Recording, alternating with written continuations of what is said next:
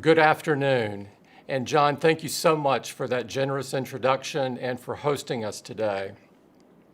It's a privilege to join you and to learn from this knowledgeable panel on this fitting occasion of Data Privacy Day. A little more than 2 years ago, joined by my good friend, the much-missed Giovanni Butarelli, and data protection regulators from around the world, I spoke in Brussels about the emergence of a data industrial complex. At that gathering, we asked ourselves, what kind of world do we want to live in? 2 years later, we should now take a hard look at how we've answered that question.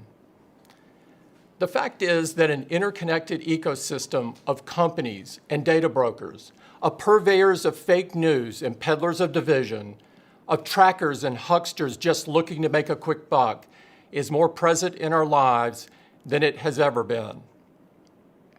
And it has never been so clear how it degrades our fundamental right to privacy first and our social fabric by consequence. As I've said before, if we accept as normal and unavoidable that everything in our lives can be aggregated and sold, then we lose so much more than data. We lose the freedom to be human. And yet, this is a hopeful new season, a time of thoughtfulness and reform. And the most concrete progress of all is thanks to many of you.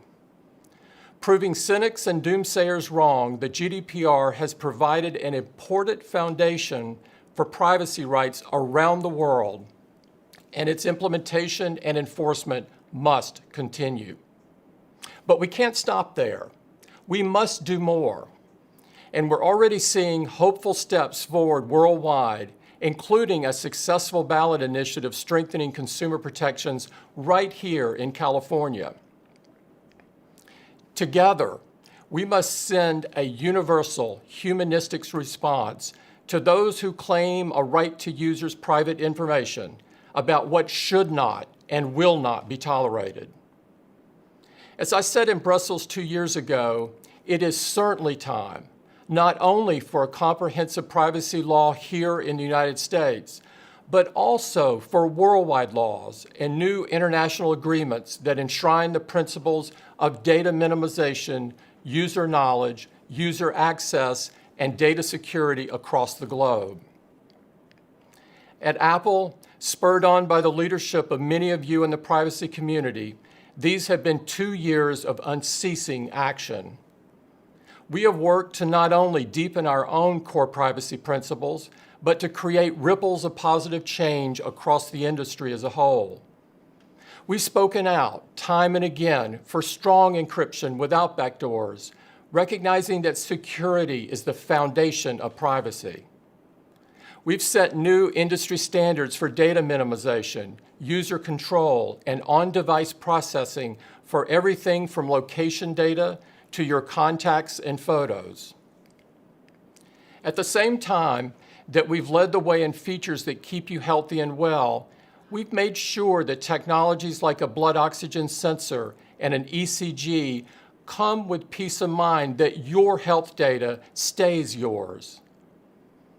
And last but not least, we are deploying powerful new requirements to advance user privacy throughout the App Store ecosystem.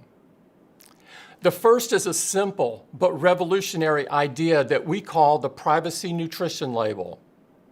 Every app, including our own, must share their data collection and privacy practices. Information that the App Store presents in a way every user can understand and act on. The second is called App Tracking Transparency. At its foundation, ATT is about returning control to users, about giving them a say over how their data is handled. Users have asked for this feature for a long time. We have worked closely with developers to give them the time and resources to implement it. And we're passionate about it because we think it has great potential to make things better for everybody. Because ATT responds to a very real issue. Earlier today, we released a new paper called A Day in the Life of Your Data. It tells the story of how apps that we use every day contain an average of 6 trackers. This code often exists to surveil and identify users across apps watching and recording their behavior. In this case, what the user sees is not always what they get. Right now, users may not know whether the apps they use to pass the time, to check in with their friends, or to find a place to eat may in fact be passing on information about the photos they've taken, the people in their contact list, or location data that reflects where they eat, sleep, or pray. As the paper shows, it seems no piece of information is too private or personal to be surveilled, monetized, and aggregated into a 360-degree view of your life. The end result of all of this is that you are no longer the customer. You are the product. When ATT is in full effect, users will have a say over this kind of tracking. Some may well think that sharing this degree of information is worth it for more targeted ads. Many others, I suspect, will not, just as most appreciated it when we built a similar functionality into Safari, limiting web trackers several years ago. We see developing these kinds of privacy-centric features and innovations as a core responsibility of our work. We always have, we always will. The fact is that the debate over ATT is a microcosm of a debate we've been having for a long time, one where our point of view is very clear. Technology does not need vast troves of personal data stitched together across dozens of websites and apps in order to succeed. Advertising existed and thrived for decades without it. And we're here today because the path of least resistance is rarely the path of wisdom. If a business is built on misleading users, on data exploitation, on choices that are no choices at all, then it does not deserve our praise. It deserves reform. We should not look away from the bigger picture. At a moment of rampant disinformation and conspiracy theories juiced by algorithms, we can no longer turn a blind eye to a theory of technology that says all engagement is good engagement, the longer the better, and all with the goal of collecting as much data as possible. Too many are still asking the question, how much can we get away with? When they need to be asking, what are the consequences? What are the consequences of prioritizing conspiracy theories and violent incitement simply because of the high rates of engagement?